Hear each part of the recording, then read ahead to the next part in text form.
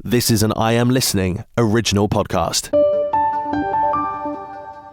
It's such a privilege to be part of women and men's journeys into parenthood when they share with you something that is so precious. That is a real honour, and to be with them on that journey is something that I wouldn't change. I'm so glad that I found the charity. Welcome to Series 2 of A Journey with Abigail's Footsteps, a podcast about the difference this baby loss charity is making to lives across the country. I'm Nicola Everett, a proud ambassador of Abigail's Footsteps, a charity that supports families at the most difficult time and provides training for healthcare professionals. Sadly, in the UK, it's estimated that 1 in 4 pregnancies ends in the loss of a baby. Despite that figure, it's still something people find difficult to talk about, and parents can face a wall of silence. We're hoping this series of podcasts will break down that wall.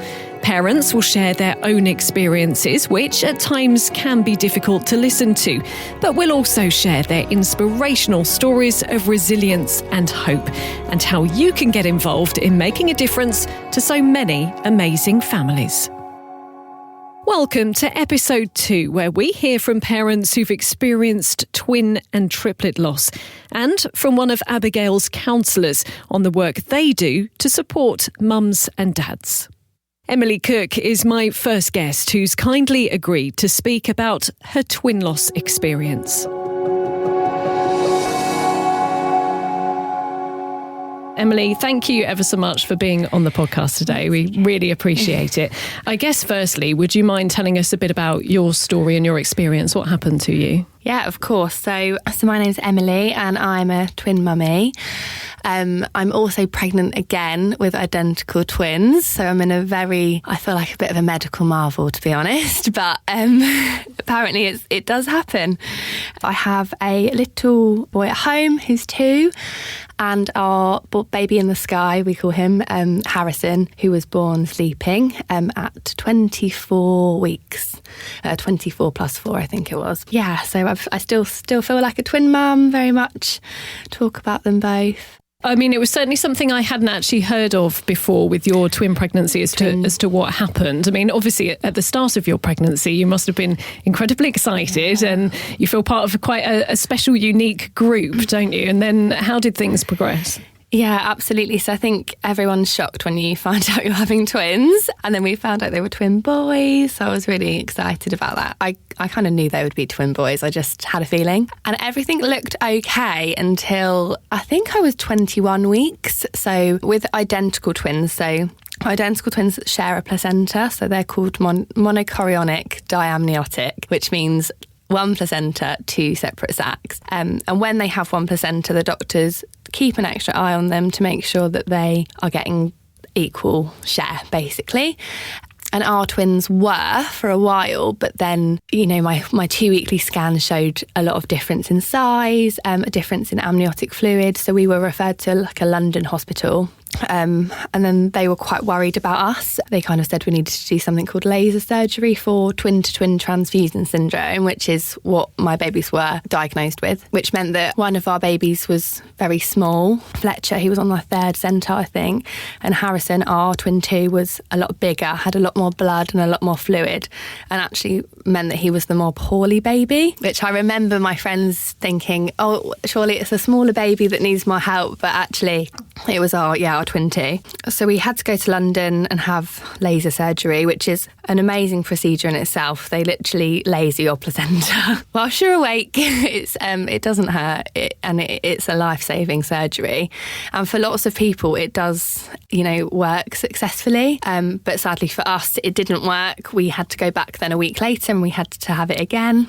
And then a following week later, so I think I was about 23 weeks by that point, they kind of said, there's nothing really else we can do. We just have to wait and see. And I would just always remember that car journey home thinking, I just knew the doctors were really honest with us about how poorly Harrison was.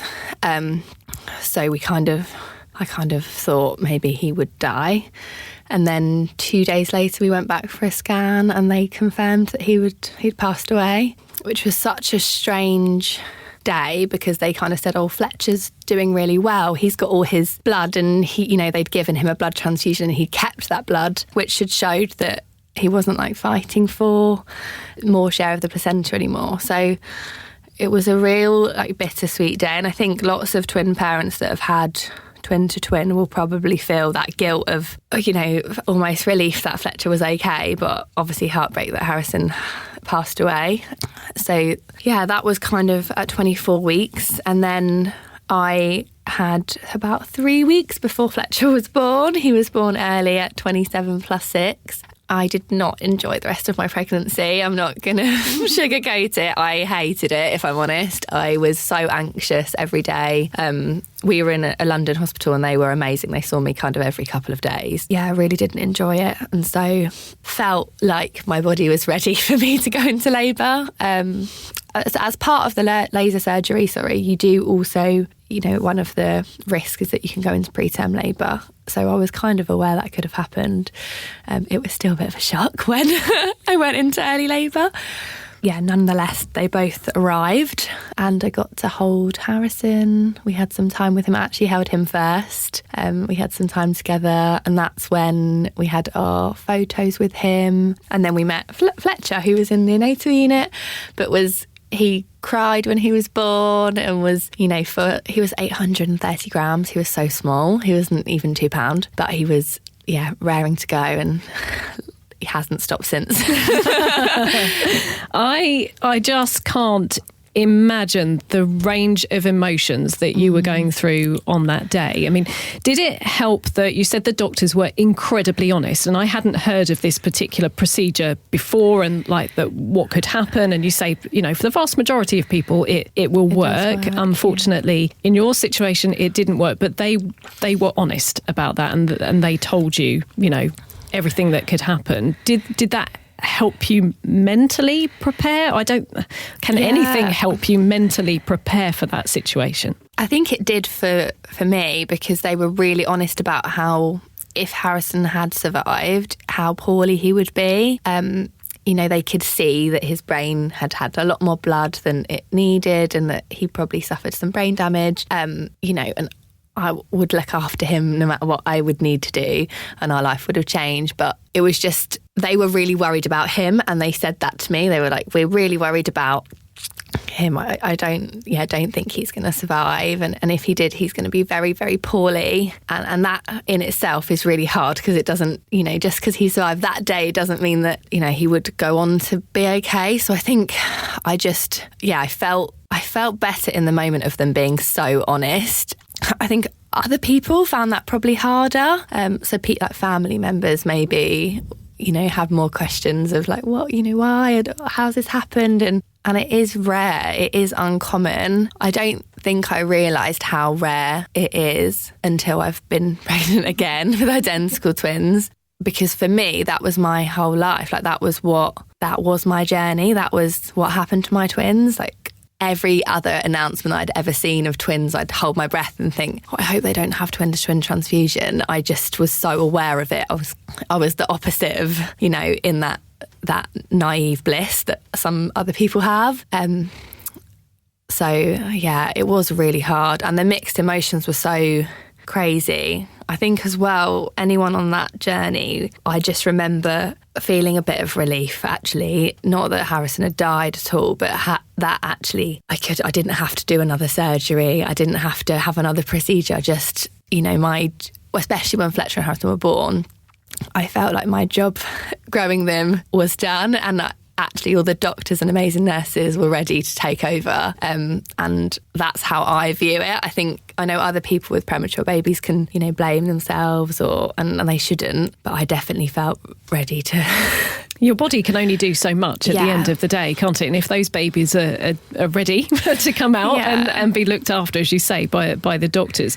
How important was it that you got to meet Harrison, you got to hold him, give him a cuddle and have those pictures taken? So important. I think for baby loss, people find it so hard to talk about because it's often you don't have like the tangible memories that you'd have with, you know, if your mum passed away or someone that you've physically had around for a while. But when you have those, like we have his footprints are beautiful, and they're just, his feet are just so scrummy, and we have them in our lounge with his his little H that his brother did knock off the side, and we've had to glue it back together. Oh, no. Fletcher. Yeah, we're like, Fletcher, I know you're the older twin, but you don't have to take his H.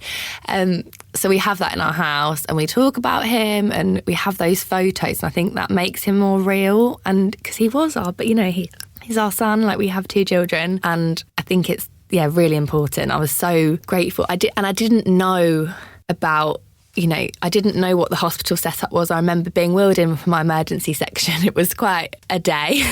And I remember saying, I have another baby that, our other baby died. Will I get to hold him? And this lovely midwife called Georgie, I always remember her. She said, of course you can hold him. We'll get all his measurements. We'll get you his name tags. We'll do all of the same. And I was like, oh, okay.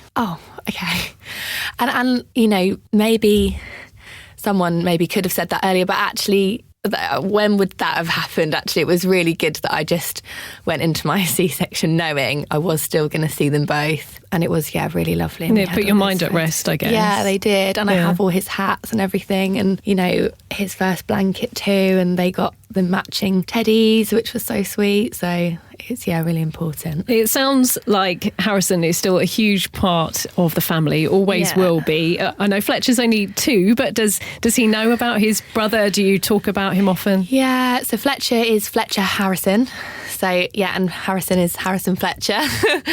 So they are always together. There will always be, and I always, when he's Monkey, he's Fletcher Harrison. Bless him. So we talk about him. We have books about twins, and, we always say, I don't know whether for twins, it's kind of a butterfly is like a symbol of a lost twin. I don't know where that's come from, but I remember it in the neonatal unit. And so whenever we see a butterfly, a purple butterfly or a white butterfly, we always say, oh, that's Harrison, come to say hello. And we've just always done that. So he now just calls butterflies Harrison, which is so cute. That's lovely. And we always talk about him. We always light a candle on Baby Loss Awareness Week. And we celebrate Harrison in February because that's when he passed away. And Fletcher was born in March, so we've chosen to separate those days. And obviously everyone's different, whatever they want to do. But for us, it kind of works to say, to talk about them and let them both have the special day, really. In the first series of the podcast, we spoke to a number of mums who'd lost babies and chatted about the decision to then have another baby and how you kind of approached that. How difficult a decision was that? Did you always want to have more children? I think, I'm really blessed with the fact that I have amazing friends that I can talk to, and Jenny, my counsellor, who I met through ABIGAIL'S. I genuinely think I'm an mainly stable person because of this. What I loved actually about, sorry, I've probably digressed a bit, but it was that I could have those 6 sessions that were available through ABIGAIL'S, and then I was able to pay, which has meant I've been able to carry on and actually talk to Jenny, my counsellor, about that so much, about completely not being ready to have another child for a really long time. And I felt almost as if I had to justify it to other people, because people do ask, are you going to have another one? And you're kind of, when you're a twin parent, when there's 2 babies on that scan, you imagine your life with those 2 babies, and you are a mum to 2 babies, and you always will be. And so when you don't take 2 babies home, it is a lot to think about. It's different, I think, as it would be for any, baby loss. So for a while I was the other way and very, no, let's not have another baby for a while. I knew we would eventually, but I just wasn't ready. And then, yes, we fell pregnant. And not just fell pregnant, but... Yes, fell pregnant with twins again, which is, I think the odds are like 1 in 100,000 or something. I was going to say, the chances of that, Emily, you described yourself at the beginning as a bit of a medical marvel. That, I mean, what on earth went through your head when you found out I it just was twins? laughed. I had to. I just couldn't say words that wouldn't be okay on a podcast. And my husband, I went in straight afterwards. His parents had our little boy, and I was like, "Let's go to the pub." So I took him to the pub, got him a beer, and was like, "Let's just have a talk about what just happened." We did just have a big laugh about it and thought, "Oh, well, maybe this is just our life. This is just what." Yeah, really, really strange. I called my best friend on the way here, and she said to me, I remember you saying, we have suffered the worst outcome with a twin pregnancy, one of the worst. I know we were so lucky to be able to bring Fletcher home. And I knew the risks, obviously, of a twin-to-twin transfusion. I knew what to look for. So I just kind of thought, I know that. All I can do is, everything else is out of my control, as it would be with a single pregnancy as well. I just will try and embrace the good days and talk a lot about it and ask for help and questions and try and not let myself go away with what could go wrong. So trying to be really positive as well. You knew first time round that you had identical twin boys. Do you know what's happening this time? Yes, they are identical twin boys. Again. I think I just make boys that are twins. It's really funny actually. And that itself has come with so many layers. I think for parents that have lost a baby, you worry about how to tell your living children about it and in a way that they understand, which makes them, I don't want Fletcher to ever feel guilt about being the surviving twin, and then to have more twins come in.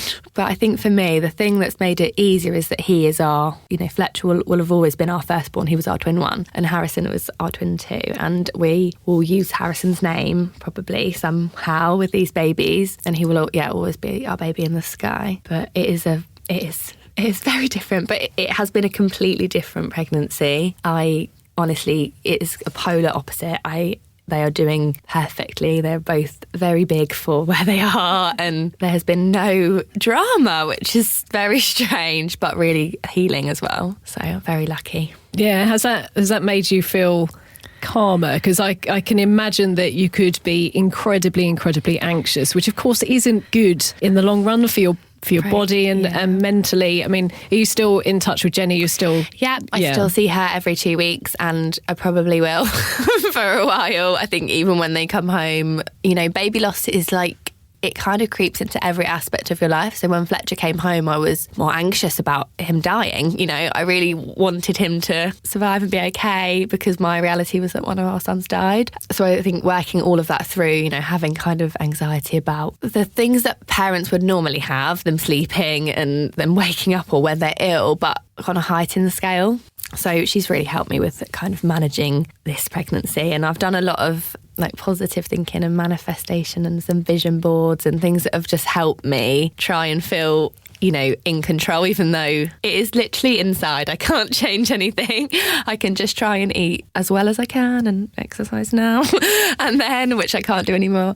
So I've just tried my best, but looking after myself, I think with my mental health has been big thing. Yeah, because I guess sometimes we do think about physical health during pregnancy, but as you say, looking after your mental health is equally, not perhaps if not more important sometimes, particularly for someone who's been through the experience that you've been through. Yeah, and I would say lean on the doctors. So my consultant, I'm under a consultant and a twin midwife, and they have been amazing. So anytime I feel a bit wobbly, I'm ringing them and they are like, come in for a scan, it's fine. And they've been, I don't know if every hospital would be like that, but I can't fault them. And I've been able to get to that point where I can ask for that. So I can say, I'm feeling a bit wobbly, especially around the gestation when we lost Harrison. That felt like a big week for me. Naturally it was kind of triggering. So I think getting through that part, I'm kind of now in unknown territory, which is also different, but it is really nice at the same time. And how are the rest of the family? Because obviously this doesn't just impact mum, it impacts dad and the much wider family as well. How are they?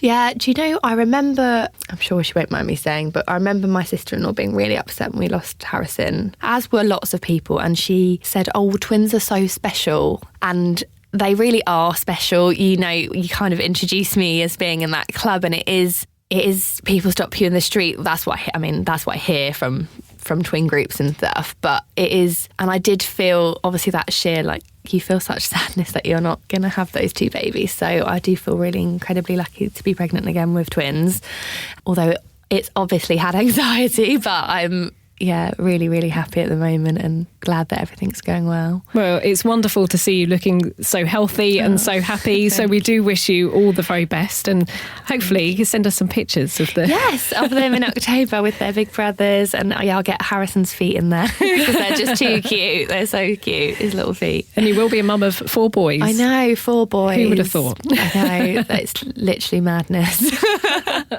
It's lovely to hear how Abigail supported you as well.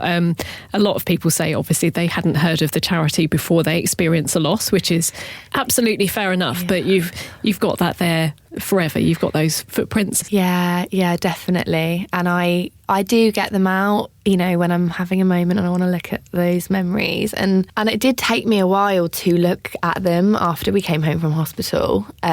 But I was so grateful. And, you know, those 6 sessions that I think were included, they kind of pushed me into having counselling because I knew they were there, and I thought I should access that. Like, this is, you know, Abigail was a baby that, you know, died, and their parents have set this up. So I'm going to use this, and it has just been amazing for me. I honestly don't think I could be able to sit here pregnant talking to you about our baby that died without all of the support I've had. So, yeah, really grateful. Well, we're very grateful for you coming in and chatting, Emily. Okay. Thank you so much for being on the podcast. I really appreciate it. Thank you.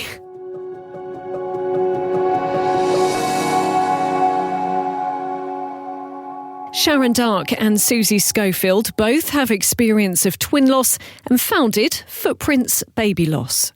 Sharon, would you mind if I start with you? Could you just explain a bit about your story and why you decided to set up Footprints Baby Loss? Thank you. Thanks for inviting us to do this. I lost my own twins almost 25 years ago, and they were born prematurely. So Charlie and Joshua are their names, and they were my first children. I received some great support myself. I had a befriender, and then quite quickly got involved in volunteering and supporting other people who had lost their twins and triplets. And I did that for a number of years before I started working for another baby loss charity and heading up their bereavement service. And then when I left last year, Suzie and I, who I'd already been working with for a little while, and she had been a volunteer for us as well, decided to start our own charity, really concentrating on bereavement with twins and triplets, and being a charity that's run by bereaved parents for bereaved parents. And yeah, we launched in January 24, so we've just almost been going 6 months. Yeah, and I'll let Suzie tell you a little bit more about how we met. Yeah, Suzie, you lost, sadly, twin boys as well, didn't you? Rory and Daniel in 2012. Can you tell me a little bit about your experience? I'd already had a singleton pregnancy, so the twins were my second pregnancy, and we were really excited to, you know, be becoming a family of 5. And then, sadly, just after halfway through the pregnancy, we lost Rory. So after that, I went into premature labour and Daniel was born. And despite there being a lot of hope for him, even though he was super early, he died at about 18 hours old. So it was just a real shock, actually, and really devastating. And I felt really lost and very lonely at the time, and sort of reached out for lots of different support. I had some professional support through a sort of bereavement midwife and counselling, but also used several different baby loss charities. One of them putting me in touch with Sharon, who was my befriender at the time. That's how we first met.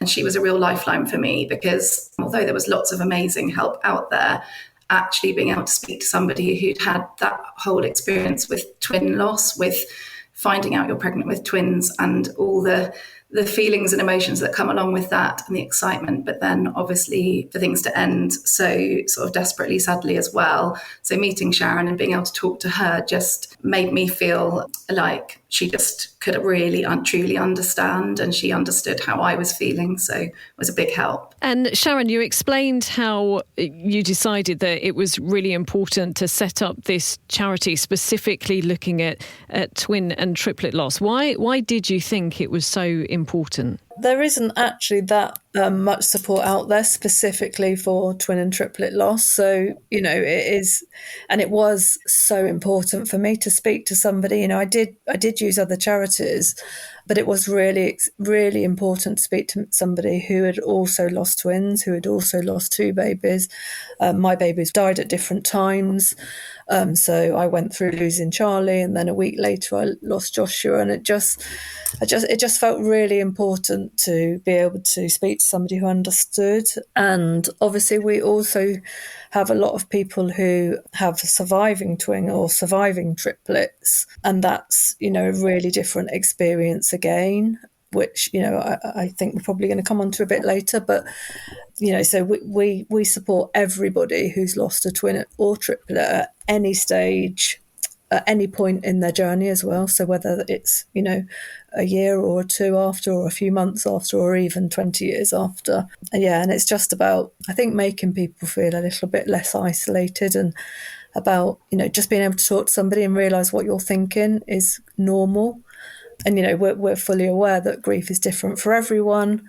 And that's why we have lots of different types of support, so that hopefully whoever comes to us can find this type of support that's helpful for them. I was going to ask, actually, Suzie, what are the different forms of support that you offer? Because as Sharon just said there, people can find support in different ways, can't they? And some will work for others and not for them. What sort of things do you offer?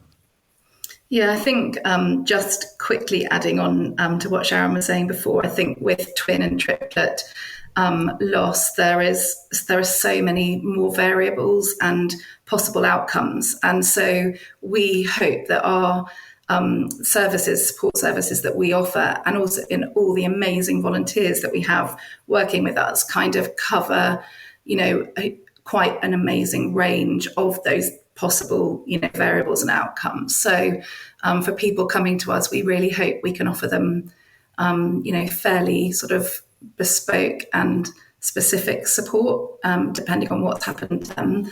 And the main areas of support we have are a befriending service, which is where we can sort of match somebody up to one of our volunteers who's had a similar experience.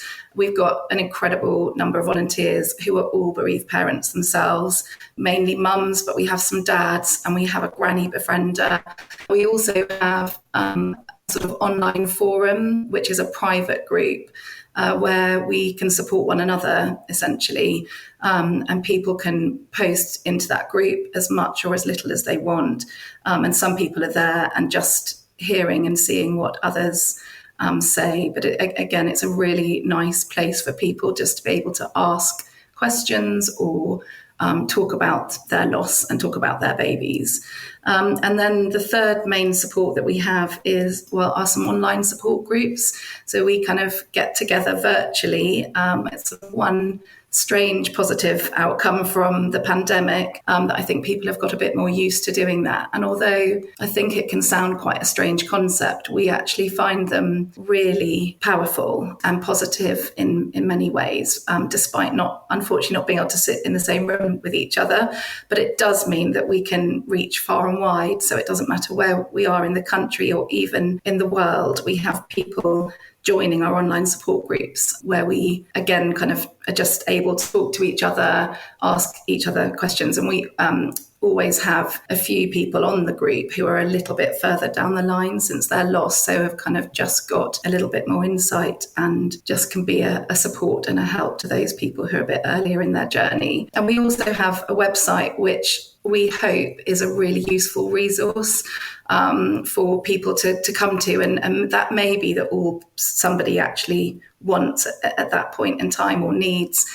There's lots of personal stories written by people within our Footprints community, which I think are helpful for people to see, plus lots of other resources on there too. And can I just ask you both how important that befriending service was for you in particular, and why was it so vital that you heard from someone who'd been through a very similar experience to you? Sharon, can you just explain why that was so important at the time? Yeah, I think for me, from the whole minute I found out I was having twins, it just felt, I'm sure it feels exciting, whatever, but it felt so exciting to be expecting twins. And then when I found out they were identical and they were both boys, that felt really exciting. And you start planning, you start thinking, oh, this time next year we'll be doing this, and all these, have all these thoughts. And then for me, quite quickly, it was all over. I was absolutely fine until 26 weeks. And then I wasn't fine and I went into labour, and they both died a week and 2 weeks after they were born. And suddenly I was facing, things like having to go back to work without either of my babies, just sitting in a really empty, quiet house surrounded with car seats and cots and clothes, surrounded with family and friends that really, really wanted to help, but, they hadn't quite been, they hadn't been through, they'd been sort of part of the journey, but couldn't quite understand how it was, so didn't always know what to say, and almost sometimes expected me, I think, to be feeling a bit better than I was, even 6 months on or a year on. So just being able to speak to a friend who'd also lost twins, who could completely understand all of the thoughts, all of the things, having to send back pram that I'd bought, talking about what I would do with 2 sets of clothes. And I just think, more than anything, just reassuring me that what I was thinking, my thoughts were normal, because at the time I just didn't know whether they were normal. And we hear that a lot in our group meetings. So, we often have the same sorts of conversations with different people each month. And, it is always the feeling of being reassured and being less isolated and being less alone that comes across sort of most strongly. And that's certainly what it was like for me with my befriender. And, it was my befriender and going to support groups that sort of was my lifeline. I didn't have any counselling or anything like that at the time. It wasn't really widely available 25 years ago. So it was those 2 things that really got me through. And Susie, Sharon mentioned there about people saying the wrong thing, or we've heard in our first series actually about parents who felt like they were just ignored because people didn't know what to say to them. They didn't know how to approach the subject. Did you get that sense as well following your loss? Yeah, I did. And I think we can all relate to that as people who come across family and friends who've had a loss. And, it is a really difficult thing to know what to say. And sometimes it's easier to not say anything. But then for me, actually experiencing my own loss, that, the death of my children, and desperately wanting people to ask me about them, I saw and felt what it was like to be on the other side. And I think none of us can underestimate the importance of people acknowledging what's happened. I think often with baby loss, and if a baby dies earlier in the pregnancy, your family and friends don't actually ever get to meet that baby. But for you, that little person is entirely real. But I think it's hard when the rest of the family and friends don't actually get to meet them. And I think we hear so often, from the community that we support, that does happen, sadly. And so we want to just be able to help family and friends what to say and do, and just to kind of give people confidence that, it's really lovely to hear our babies' names. You still have that same sense of pride, give birth to a baby that's died, as you do when you give birth to a baby that's alive. And so it's lovely to be asked what they look like, if that's at all possible, and how much they weighed, and really, all the questions you might ask somebody anyway. these things sound hard to hear to people who maybe haven't been there, but they're really important. Abigail's Footsteps, I don't know if you've seen it or not, but produced a really hard-hitting film actually called Say Baby's Name. And that was all about raising awareness of don't ignore my baby just because they're not here. Sharon, is it really important for you to still talk about Charlie and Joshua? Yeah, absolutely. And I have seen the film, and it's an amazing film, and really hard hitting, and really important. And for me, I think that's why I got into this in the first place. And this is, part of what I do. I love to talk about them. I love to say their names. I love doing fundraising. I like to keep their memory alive. I think sometimes as, time goes on, it's harder to do that. But, the things I do, like with the charity and the things I do for myself personally, to keep their memory alive, do sort of encourage, I think, my family and friends to always talk about them. And I'm really, really lucky that my family and friends are really great. But yeah, I love to talk about them. And I did have one occasion early on where I went to the hairdressers, and I did know the hairdresser, but not that well. And she still asked me their names in a hairdresser's and asked me how much they weighed. And it was, something that's really stayed with me as being such an important part of my grief journey. I think something, if I can just add quickly, but I think something that we also speak to a lot of people that come to us at Footprints about is those that have got a surviving twin. And that's a whole different kind of layer of complexity there, because family and friends and people around them obviously focus on those that either that baby or babies who are living and the joy and the happiness that that's bringing. But it can make it more difficult to know how to then kind of bring in that baby and acknowledge the baby. Leading on from that, the fact that those people with either a surviving twin or a surviving triplet or two surviving triplets have got that complicated situation where they've got the, real intense grief, sadness running simultaneously with the joy of the twin that's alive or the triplets that are alive. And then also thinking about like how that works with the milestones, because every time the baby or the children that are alive reach their milestone, so it might be sitting or walking or going to school or learning to drive, at whatever stage, there's that feeling that should be happening with the other twin or the other triplets.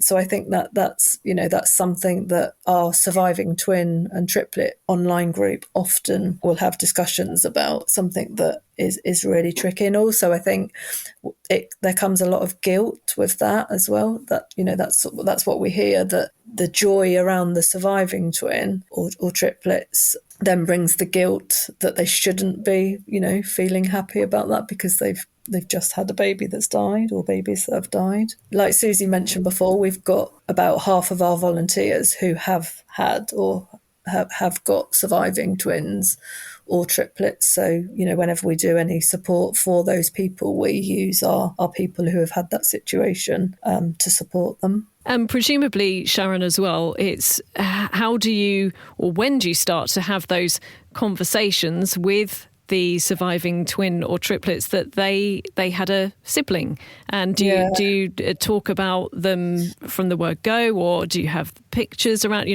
That's another complicated side of that definitely. As well. I think it's really varied, and again, it's something that gets talked about a lot with befrienders and on our online groups and in our Facebook group actually. So in all our support, and it's really varied. So some people right from the outset talk about the twin or the triplets that have died, or in my case, it was when I had my next children. So Jess was born a year later, and then Samuel 20 months after that. So my children were quite young, but we just always had pictures up around the house. We talked about them. We went to the cemetery. We did things on their birthday, and we tried to make it, as best as we could. We tried to make it a happy occasion, a celebration. So we'd have a birthday cake, we'd sing them happy birthday.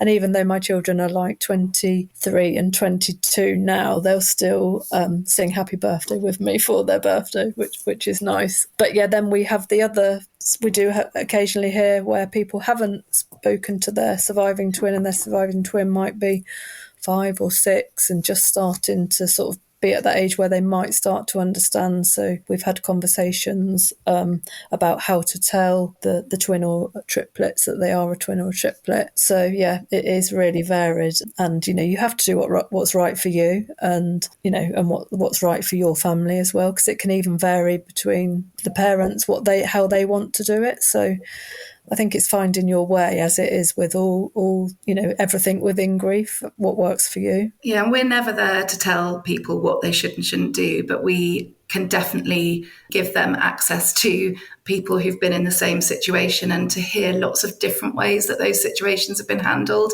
And then it can help to give them ideas about how they may handle it as a family. I was having a look at your website, which has some really useful information, but also some very hard-hitting statistics on stillborn babies, twins and triplets. The figures, I'll just read them out to you very briefly. It says twins are nearly 3 times more likely to be stillborn and more than 4.5 times more likely to result in a neonatal death than a singleton pregnancy. And alarmingly for triplets, they're 4.5 times more likely to be stillborn and 11 times more likely to result in a neonatal death. I mean, those statistics, when we look at stillbirth rates for all pregnancies, have decreased, but for twins and triplets, it's still very, very high, isn't it, Sharon? Yeah, absolutely. And those statistics don't include terminations for medical reasons or before 24 weeks, which we obviously have a lot of people that come to us that fit in those categories. So they will be much higher, as with all of the statistics, I guess. But yeah, it's sadly, we do hear a lot of people on a weekly basis, and already we are supporting many families, and we've only been going just over 5 months. If there's anyone listening to the podcast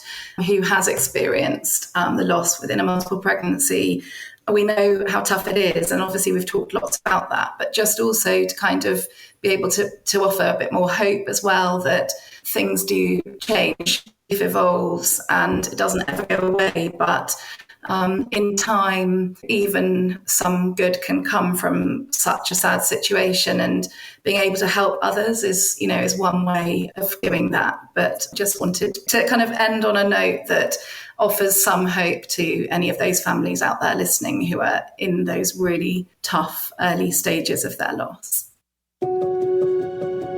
Baby loss charity ABIGAIL'S Footsteps offers counselling for grieving parents and specialist bereavement training for midwives and healthcare professionals. With compassion and care, ABIGAIL'S Footsteps has provided solace to countless bereaved families across Kent and the UK.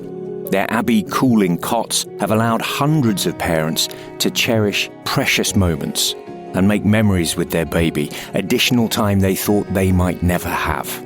Your generous support, help and donations will make all the difference in enabling this incredible Kent charity to continue their invaluable services. To learn how you can make a meaningful difference and support ABIGAIL'S Footsteps, visit their website at abigailsfootsteps.co.uk. We can now hear from Jenny Bradshaw, who's one of ABIGAIL'S Footsteps counsellors. Jenny, thanks ever so much for joining me and having a chat. Do you want to tell us a bit about your background and how you got into working with ABIGAIL'S Footsteps? Yeah, absolutely. So I qualified as a counsellor when I had my second child. Felt like I needed a career shift. And I knew once I had started my training that I wanted to work with adults, and I felt very passionately about maternal mental health. So I knew that was an area I wanted to go into. I had met Naomi, who is one of our other counsellors, our lead counsellor for ABIGAIL'S Footsteps, and she, was trying to grow the team that we had there. So we had a chat about it, and she said, well, would you like to go into this field? I have had a miscarriage myself, an early one. So, had some relationship with loss. And so I did some training with her, and I joined ABIGAIL'S Footsteps 3 years ago now. And honestly, one of the best decisions I made. It's such a privilege to be part of women and men's journeys into parenthood when they share with you something that is so precious. That is a real honour, and to be with them on that journey is something that I wouldn't change. I'm so glad that I found the charity. And with your own personal experience, do you think that's helped guide that whole decision as to what you wanted to do? And did you receive any kind of support at the time? Not particularly. My loss was at 9 weeks, and I had good family support around me. So I didn't feel like I needed it then. But I've had lots of therapy over the years, and part of my training and before that, my therapy in my adult years was around maternal mental health. So it was that time after having a baby. Sometimes that can be a big transition for women. So that was kind of my entrance into seeing the importance and the significance of what mums go through. So being able to offer that spectrum to women was really important to me. We've been focusing on this episode in particular about twin and triplet loss.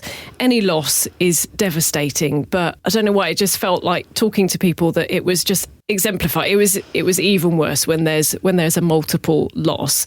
How do you even start to guide people through that loss and coping with it? It's really complicated, and it's really complicated because it's not always. Sometimes it's that they lose, mothers lose multiple babies, so they have lost the pregnancy entirely. Sometimes it's that they lose one twin, and then whilst grieving, they are having to parent a newborn baby and be, the best parent that they can be to that child. And that's really complicated because there isn't much space for you to do the grieving that is necessary as well. So there isn't ever, a straightforward answer because everyone is individual.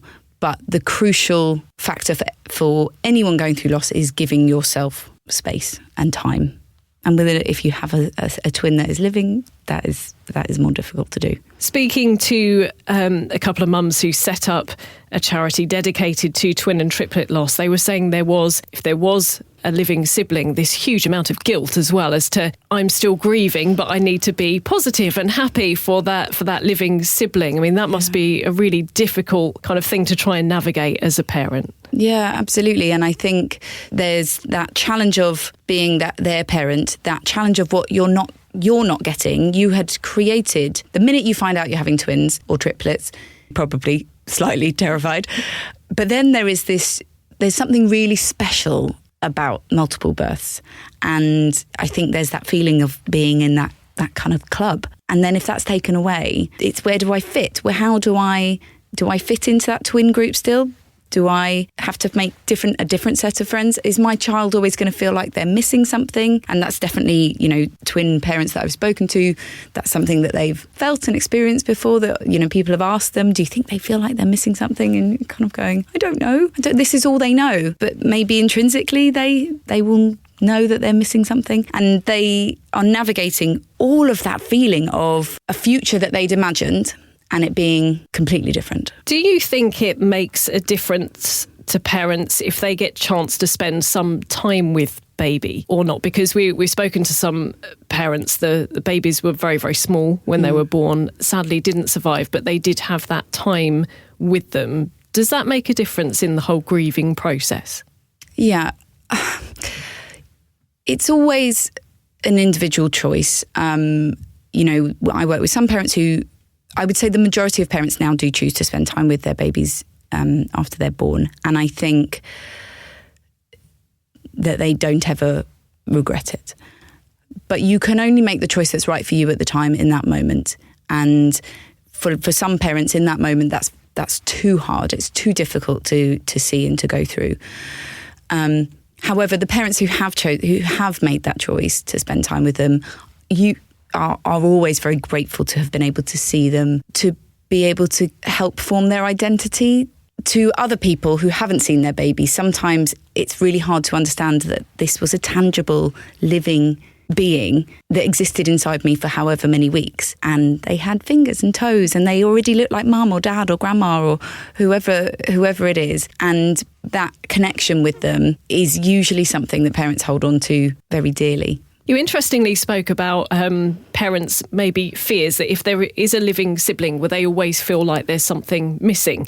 And when I was talking to some of the mums who'd experienced a twin loss, we were chatting about when do you tell that baby that they were a twin or a triplet? And do you tell them? And do you have, if there are any pictures of their sibling? And do you have those sorts of conversations with parents as part of that counselling process?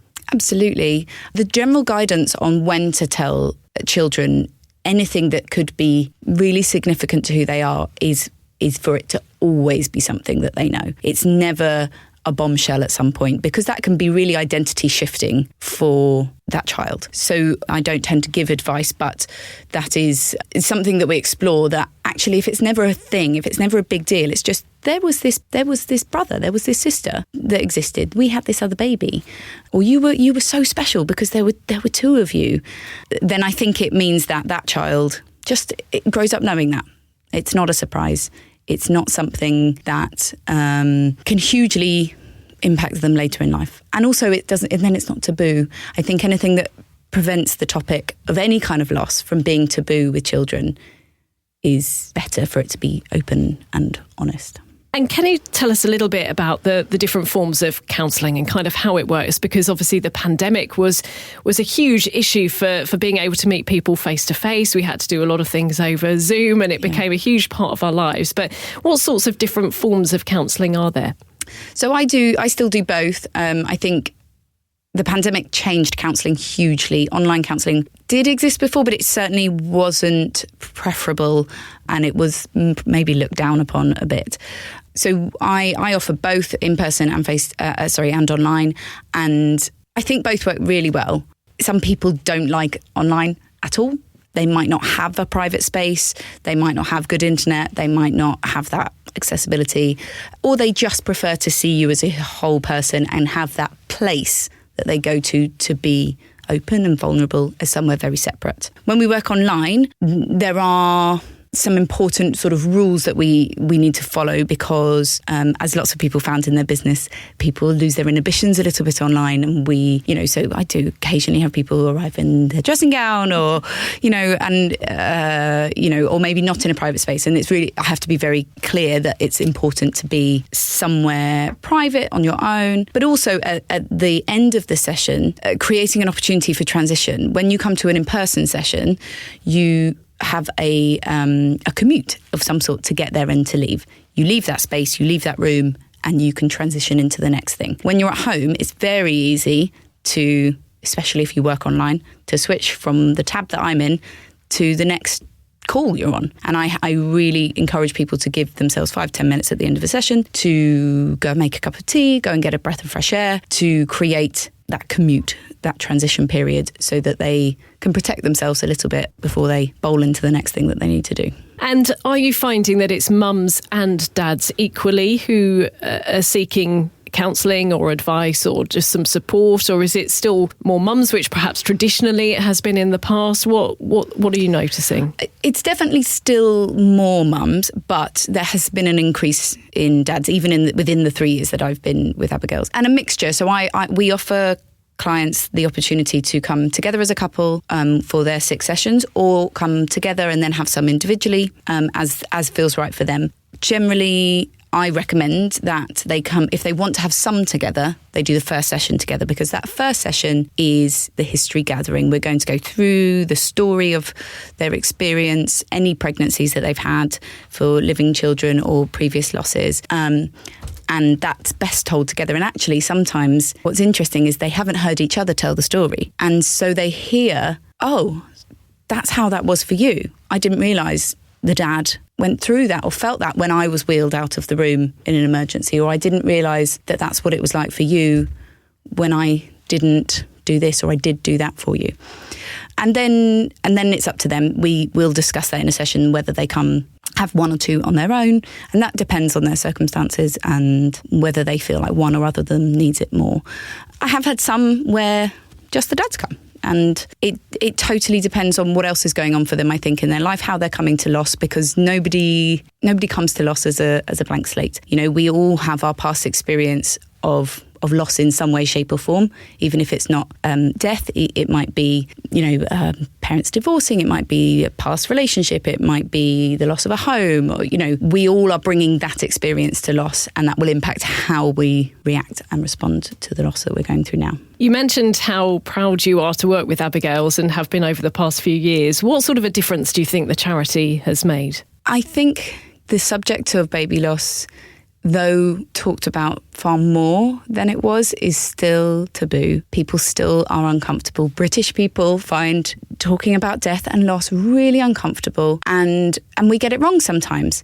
So giving people a space where they can come and they can talk about their baby, and we can go over the same thing 5 times if they want to, because sometimes to process trauma, that's what's necessary. To be in a place where they know that they can say the sometimes quite scary thoughts that you have when you go through something really traumatic, when you have those really maybe ugly thoughts that make you feel really uncomfortable, like envy or jealousy of your friends who are having babies so easily, and creating that discussion around, okay, well, I can find a way to be happy for you and sad for me and recognise that they're different. Or having a place where they get 50 minutes to just talk about whatever they want to talk about. There is no other environment in the world where that happens.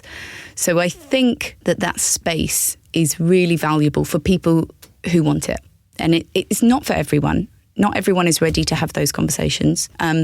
But those who want it come and they engage, and the feedback that we get from people is really overwhelmingly positive. And for me, the highlight is when I get an email a year later, 2 years later, whatever it is, saying, I've just delivered a healthy baby and here's a picture.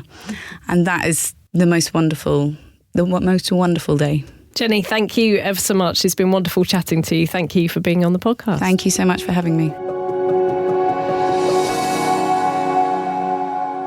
Thank you so much to all of my guests on this episode about twin and triplet loss. On episode 3, we'll be hearing about the training Abigail's Footsteps is able to provide to midwives. Thanks for listening to A Journey with Abigail's Footsteps. If you'd like more information about Abigail's Footsteps or how you can make a difference by supporting or donating, please click abigailsfootsteps.co.uk or follow us on social media. This has been an I Am Listening original podcast. For more information, head over to our website, im-listening.co.uk.